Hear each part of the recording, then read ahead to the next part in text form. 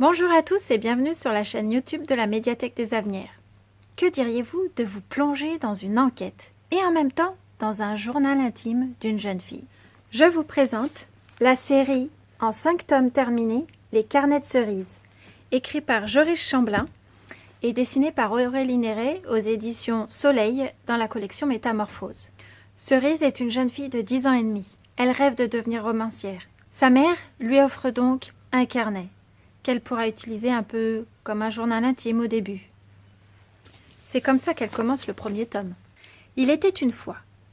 Quand j'étais petite, je me suis fait la promesse que si un jour j'avais un journal intime, il commencerait comme ça. J'aime lire des histoires et mes préférées commencent toutes par « Il était une fois ». Alors, il était une fois. Moi, Cerise. J'ai 10 ans et demi et mon rêve, c'est de devenir romancière. J'adore écrire. Et j'adore lire. Des romans, des BD, des magazines un peu scientifiques. Ma maman m'a toujours dit que le vocabulaire était ma meilleure arme dans la vie. Avant, je ne comprenais pas vraiment pourquoi. Maintenant, si.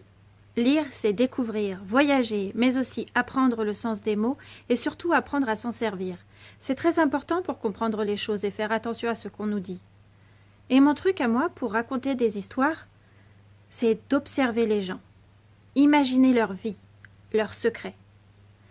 On a tous un secret enfoui au fond de nous, que l'on ne dit pas, mais qui fait ce que nous sommes. Du coup, j'essaye toujours de découvrir ce quelque chose quand je rencontre des gens. Je fais ça depuis toute petite. Je ne sais pas trop pourquoi. Je crois que ça m'aide à mieux les comprendre.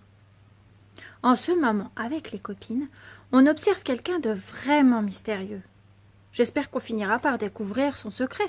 Je pourrai alors raconter son histoire en entier. J'ai déjà le début.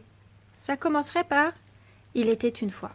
Donc, il était une fois Cerise, accompagnée de ses 2 amis, Eric et Lynn. Elle fouine, observe, et à chaque tome, ce sera la rencontre avec un personnage qui l'amènera à enquêter. D'épisode en épisode, le ton est de plus en plus intime et délicat et nous plonge dans un passé familial. Ce qui fait la force de cette série, c'est un mélange de genres.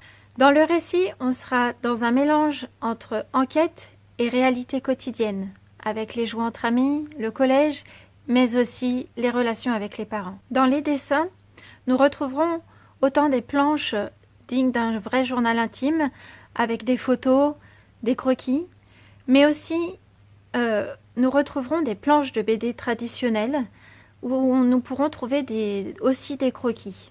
Le graphisme est enchanteur et merveilleux. Il colle à la douceur et à la sensibilité des mots. Cette finesse des illustrations et la subtilité des propos font une lecture forte et originale pour cette série intelligente et touchante. Cette série débute donc avec le premier tome, le zoo pétrifié, puis continue avec le livre d'Hector. Nous continuons avec le tome 3, le dernier des 5 trésors, où nous découvrons le métier de relieur. Puis en tome 4, dans La déesse sans visage, nous découvrons les enquêtes grandeur nature dans un manoir un peu mystérieux.